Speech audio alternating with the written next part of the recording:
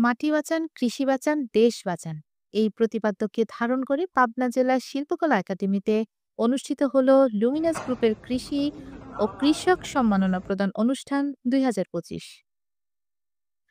টেকসই কৃষি চর্চাকে এগিয়ে নিতে প্রান্তিক কৃষকদের অংশগ্রহণে উৎসবমুখর এই অনুষ্ঠানে জেলার ৫০ জন কৃষককে সম্মাননা স্মারক তুলে দেওয়া হয়।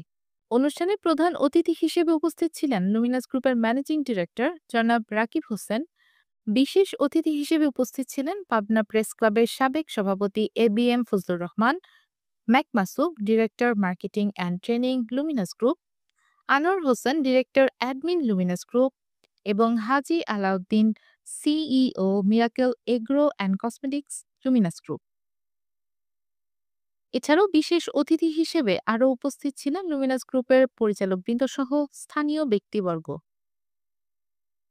Shamim Ahmed, vice chairman of Luminous গ্রুপের সভাপতিত্বে অনুষ্ঠানে টেকসই কৃষি প্রযুক্তি, আধুনিক ও পরিবেশ বান্ধব চাষাবাদ পদ্ধতি, ফসল উৎপাদন এবং কৃষকদের ন্যায্য মূল্য নিশ্চিতকরণে গৃহীত পদক্ষেপ নিয়ে আলোচনা করা হয়।